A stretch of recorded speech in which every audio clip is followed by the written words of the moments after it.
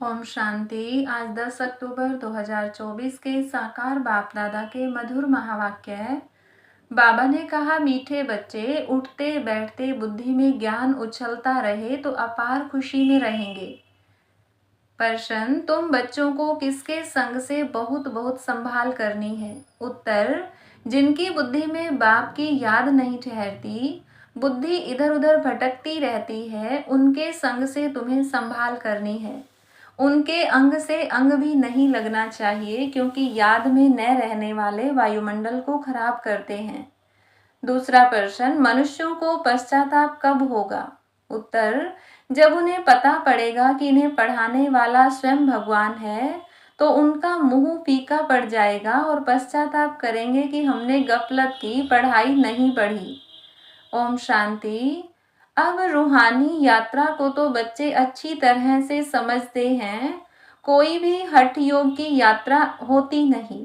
यह है याद। याद के लिए कोई भी तकलीफ की बात नहीं है। बाप को याद करना, इसमें कोई तकलीफ नहीं है। यह क्लास है, इसलिए सिर्फ कायदे से बैठना होता है। तुम बाप के बच्चे बने हो, बच्चों की पालना हो रही है। कौन सी पालना? अविनाशी ज्ञान रत्नों का खजाना मिल रहा है। बाप को याद करने में कोई तकलीफ नहीं है, सिर्फ माया बुद्धि का योग तोड़ देती है। बाकी बैठो भल कैसे भी, उनसे कोई याद का ताल्लुक नहीं। बहुत बच्चे हठ योग से 3-4 घंटे बैठते हैं, सारी रात भी बैठ जाते हैं। आगे तुम्हारी तो थी भट्ठी, वह बात और थी। वहां तुमको धंधा धोरी तो था नहीं, इसलिए यह सिखाया जाता था। अब बाप कहते हैं तुम ग्रस्त व्यवहार में रहो, धंधा धोरी भी भल करो। कुछ भी काम काज करते बाप को याद करना है। ऐसे भी नहीं कि अभी निरंतर तुम याद कर सकते हो, नहीं, इस अवस्था में टाइम लगता है। अभी निरंतर याद ठहर जाए, फिर तो कर्मातीत अवस्था हो जाए। बाप समझाते हैं, बच्चे, ड्रामा के प्लान अनुसार अब बाकी थोड़ा समय है। सारा हिसाब भी बुद्धि में रहता है। कहते हैं क्राइस्ट से 3000 वर्ष पहले भारत ही था। उनको स्वर्ग कहा जाता था। अभी उन्हों के 2000 वर्ष पूरे होते हैं। 5000 वर्ष का हिसाब हो जाता है। देखा जाता है तुम्हारा नाम सारा विलायत से ही निकलेगा, क्योंकि उन्हों की बुद्धि फिर भी भारतवासियों से तीखी है। भारत से पीस भी वह मांगते हैं। भारतवासियों ने ही लाखों वर्ष कहकर और सर्वव्यापी का ज्ञान देकर बुद्धि बिगाड़ दी है। तमो प्रधान बन गए हैं, वह इतने तमो प्रधान नहीं बने हैं। उन्हों की बुद्धि तो बड़ी तीखी है। उन्हों का जब आवाज निकलेगा तब भारतवासी जागेंगे, क्योंकि भारतवासी एकदम घोर नींद में सोए हुए हैं। वह थोड़े सोए हुए हैं। उन्हों से आवाज अच्छा निकलेगा। विलायत से आए भी थे कि हमको कोई बतावे पीस कैसे हो सकती है, क्योंकि बाप भी भारत में ही आते हैं। यह बात तो तुम बच्चे ही बता सकते हो। दुनिया में फिर से वह पीस कब और कैसे होगी? तुम बच्चे तो जानते हो, बरोबर पैराडाइज अथवा हेवन था। नई दुनिया में भारत पैराडाइज था, यह और कोई भी नहीं जानते हैं। मनुष्यों की बुद्धि में यह बात ही बैठ गई है कि ईश्वर सर्वव्यापी है और कल्प की आयु लाखों वर्ष कह दी है। सबसे जास्ती पत्थर बुद्धि यह भारतवासी ही बने हैं। यह गीता शास्त्र आदि सब हैं भक्ति मार्ग के, फिर भी यह सब ऐसे ही बनेंगे। भल ड्रामा को जानते हैं, फिर भी बाप तो पुरुषार्थ कराते हैं। तुम बच्चे जानते हो विनाश तो जरूर होगा। बाप आए ही हैं नई दुनिया की स्थापना करने। यह तो खुशी की बात है ना। जब कोई बड़ा इम्तिहान पास करते हैं तो अंदर में खुशी होती है ना। हम यह सब पास कर यह जाकर बनेंगे। सारा पढ़ाई पर मदार है। तुम बच्चे जानते हो, बरोबर बाप हमको पढ़ाकर यह बनाते हैं। बरोबर पैराडाइज हेवन था। मनुष्य तो बेचारे बिल्कुल ही मूंझे हुए हैं। बेहद के बाप पास जो ज्ञान है वह तुम बच्चों को दे रहे हैं। बाप की तुम महिमा करते हो। बाबा नॉलेजफुल है, फिर ब्लिसफुल भी है, खजाना भी उनके पास फुल है। तुमको इतना साहूकार कौन बनाता है? यहाँ तुम क्यों आए हो वर्षा पाने? अगर कोई की तंदुरुस्ती अच्छी है परंतु धन नहीं है तो धन बिगड़ क्या होगा? वैकुंठ में तो तुम्हारे पास धन रहता है, यहाँ जो जो साहूकार हैं उनको नशा रहता है। हमारे पास इतना धन है, यह कारखाने आदि हैं, शरीर छोड़ा खल्लास। तुम तो जानते हो हमको बाबा 21 जन्मों के लिए इतना खजाना दे देते हैं। बाप खुद तो खजाने का मालिक नहीं बनते हैं, तुम बच्चों को मालिक बनाते हैं। यह भी तुम जानते हो विश्व में शांति तो सिवाय गॉड फादर के कोई स्थापन कर न सके। सबसे फर्स्ट क्लास चित्र है यह त्रिमूर्ति गोले का। इस चक्र में ही सारा ज्ञान भरा हुआ है। तुम्हारी ऐसी कोई वंडरफुल चीज होगी तब वह समझेंगे, इसमें जरूर कोई ऐसा राज है। बच्चे कोई कोई छोटे छोटे खिलौने बनाते हैं, वह बाबा को पसंद नहीं आते। बाबा तो कहते बड़े चित्र लगाओ जो दूर से कोई पढ़कर समझ सके। मनुष्य अटेंशन बड़ी चीज पर देंगे, इसमें क्लियर दिखाया हुआ है। उस तरफ है कलयुग, इस तरफ है सतयुग। बड़े बड़े चित्र होंगे तो मनुष्यों का अटेंशन खींचेगा। टूरिस्ट भी देखेंगे, समझेंगे भी वह अच्छी तरह से। यह भी जानते हैं क्राइस्ट से 3000 वर्ष पहले स्वर्ग था। बाहर तो ऐसे नहीं जानते। 5000 वर्ष का हिसाब तुम क्लियर समझाते हो तो यह इतना बड़ा बनाना चाहिए जो दूर से देख सकें और अक्षर भी पढ़ें, जिससे समझें कि दुनिया की अंत तो बरोबर है। बॉम्ब्स तो तैयार होते रहते हैं, नेचुरल कैलेमिटीज भी होंगी। तुम विनाश का नाम सुनते हो तो अंदर में खुशी बहुत होनी चाहिए, परंतु ज्ञान ही नहीं होगा तो खुश भी हो न सके। बाप कहते हैं देह सहित सब कुछ छोड़ अपने को आत्मा समझो, अपनी आत्मा का योग मुझ बाप के साथ लगाओ। यह है मेहनत की बात, पावन बनकर ही पावन दुनिया में आना है। तुम समझते हो हम ही बादशाही लेते हैं फिर गंवाते हैं। यह तो बहुत सहज है, उठते बैठते चलते अंदर में टपकना चाहिए। जैसे बाबा के पास ज्ञान है ना, बाप आए ही हैं पढ़ाकर देवता बनाने, तो इतनी अथाह खुशी बच्चों को रहनी चाहिए ना। अपने से पूछो इतनी अथाह खुशी है? बाप को इतना याद करते हैं, चक्र की भी सारी नॉलेज बुद्धि में है तो इतनी खुशी रहनी चाहिए।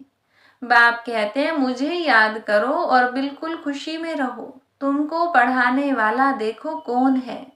जब सबको मालूम पड़ेगा तो सबका मुंह ही फीका हो जाएगा, परंतु अभी उन्हों के समझने में थोड़ी देरी है। अभी देवता धर्म के इतने मेंबर्स तो बने नहीं हैं, सारी राजाई स्थापन हुई नहीं है। कितने ढेर मनुष्यों को बाप का पैगाम देना है।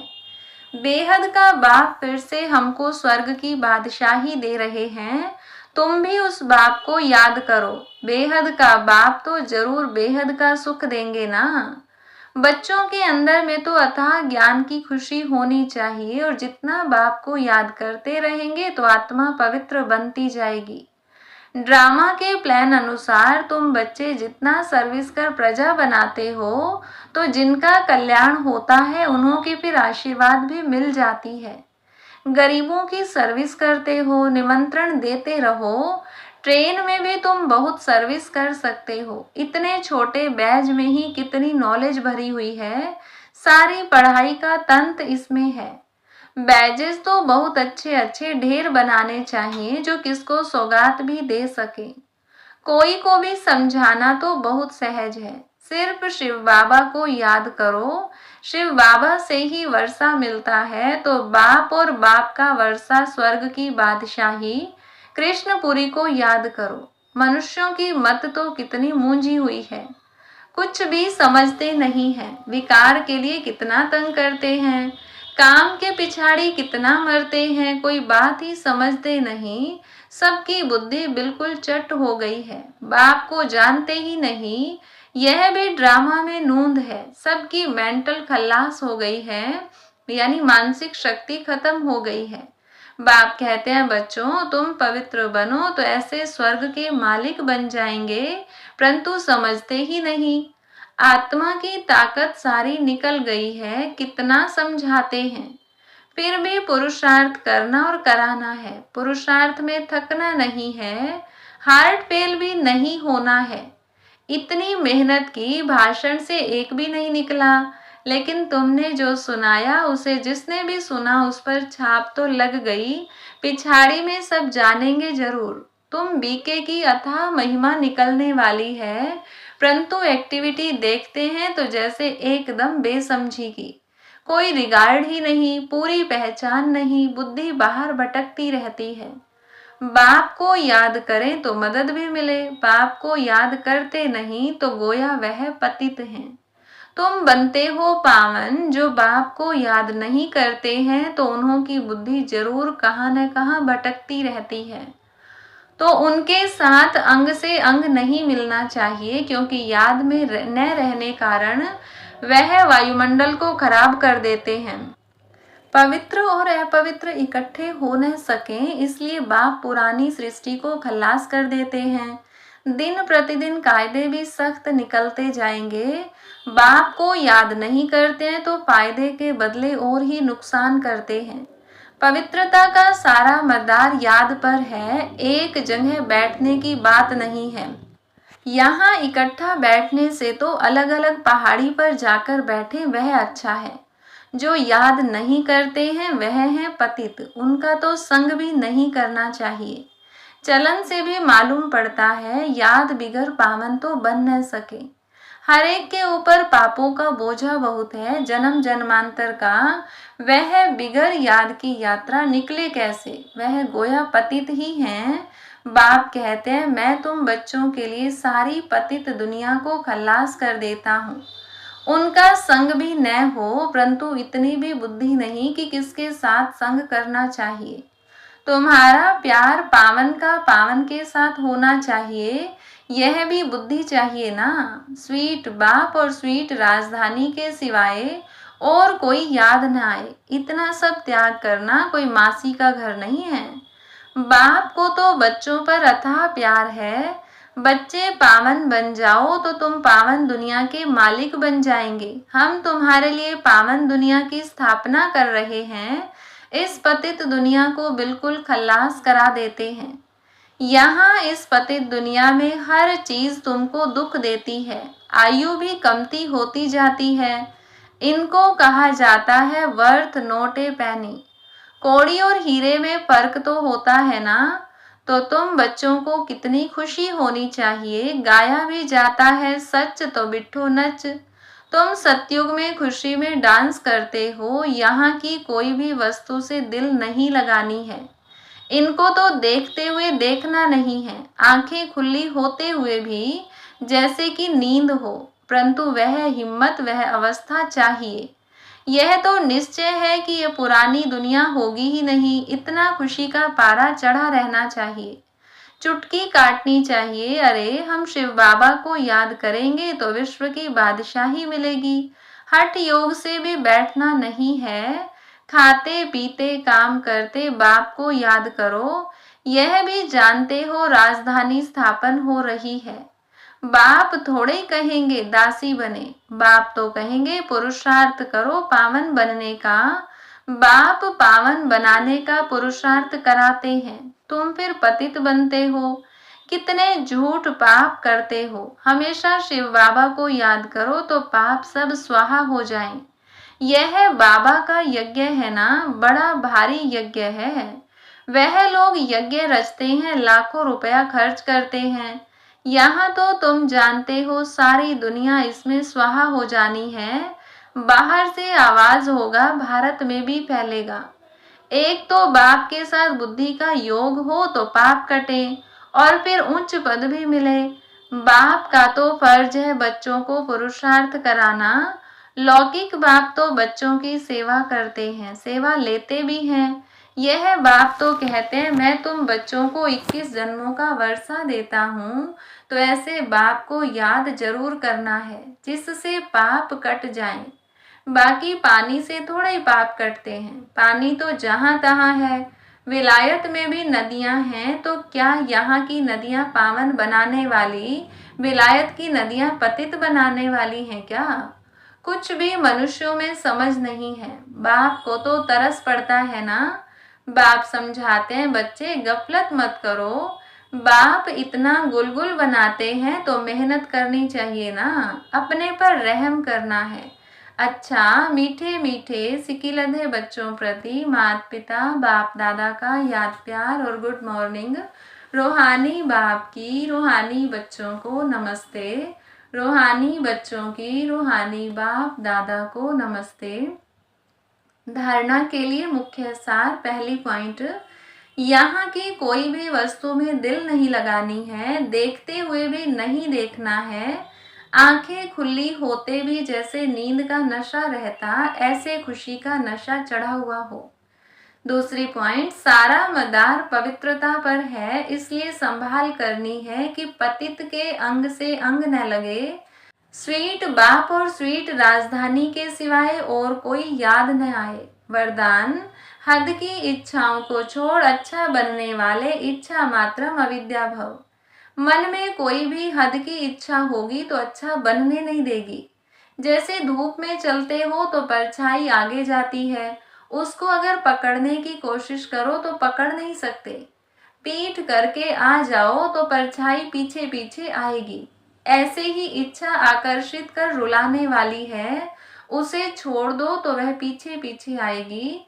मांगने वाला कभी भी संपन्न नहीं बन सकता। कोई भी हद की इच्छाओं के पीछे भागना ऐसे है जैसे मृग तृष्णा। इससे सदा बचकर रहो तो इच्छा मात्रम अविद्या बन जाएंगे। स्लोगन, अपने श्रेष्ठ कर्म व श्रेष्ठ चलन द्वारा दुआएं जमा कर लो तो पहाड़ जैसी बात भी रुई के समान अनुभव होगी। अच्छा, ओम शांति।